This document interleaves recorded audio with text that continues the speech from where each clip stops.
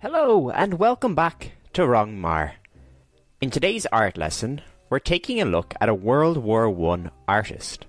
Our walt for today is to examine and study the work of Paul Nash during World War I. When we think of history, we often think of it as a list of important events and dates, sometimes even important people as well. But history is more than that. History is a story. It's the story of mankind, and all its ups and downs.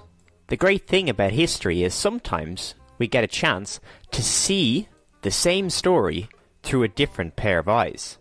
That's exactly what we're going to do today. We're going to take a look at World War I, but from the eyes of Paul Nash, a World War I artist.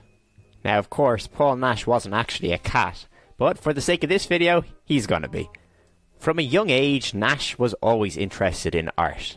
He was born in London in 1889, and he was so interested in art that he decided he was going to study it full-time at Slade School of Art. Here, he developed a love of painting landscapes. Do you know what a landscape painting is? Pause the video and write down your answer. Well, a landscape piece of art shows natural scenery like mountains and rivers, forests and valleys. This was Nash's love.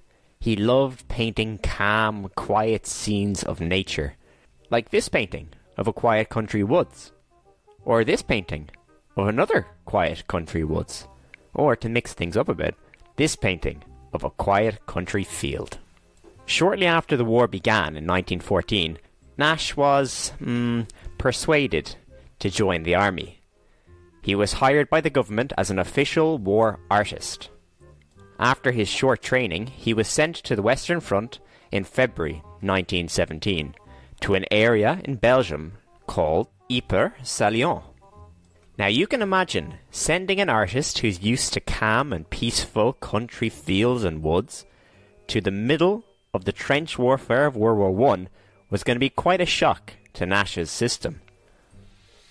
He was shocked by what he saw, so he decided to do the thing that he knew best: paint.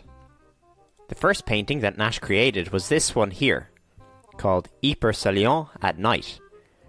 This painting shows the experience of a typical night in the trenches in the area that Nash was in. You can see three soldiers surprised by a shell exploding in the sky above them, lighting up the view of the whole battlefield. In this painting, called Spring in the Trenches, you can see that Nash is noticing the natural world is starting to recover slowly from the damage of the war. You can see the lighter colours in the sky, and the trees are starting to get some leaves in the distance. This gave Nash a little bit of hope that maybe, just maybe, the natural landscapes that he loved so much would be able to survive through this horrific war. However, Nash's hope didn't last for very long. 3 months after he arrived in Belgium, Nash took a terrible fall into a trench, and he broke a rib.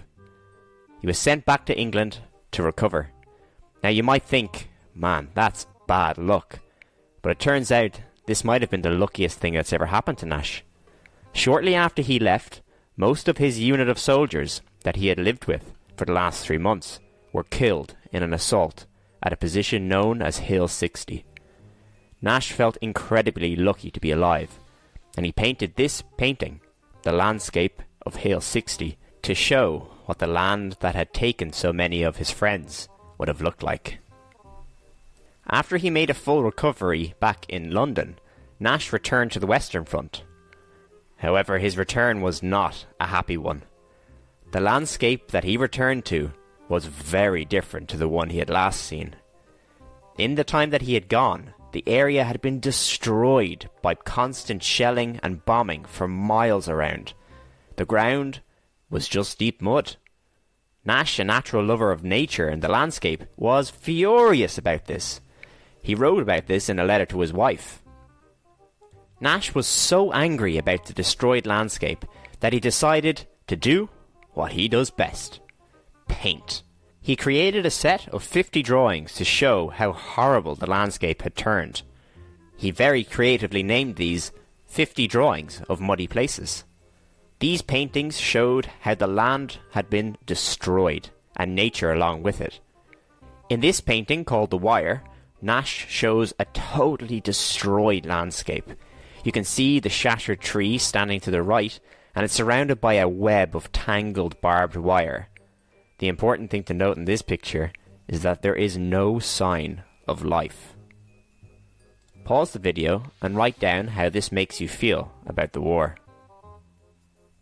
In this painting called The Menin Road, Nash shows another destroyed battlefield. You can see the flooded trenches and the smashed trees. If you look carefully, you might be able to see the two soldiers stumbling along in the mud. In the foreground, you can see abandoned concrete, barbed wire, and chunks of iron. And in the final painting, you can see a battlefield under attack. The landscape in the middle is a wooden path. You can see bombs exploding, throwing up earth and destroying trees. Both the real Paul Nash and the cat version of Paul Nash wanted to do the same thing with their paintings. They wanted to show that it wasn't just humans that were suffering in the war. Nature and the landscape was also suffering. And nature and the landscape were extremely innocent in all this. So, our Walt for today was to examine and study the work of Paul Nash during World War I. We looked at his life and at some of his paintings. Now it's your turn to do a few activities based on his work. That's all we have time for this week. Until next time, take care.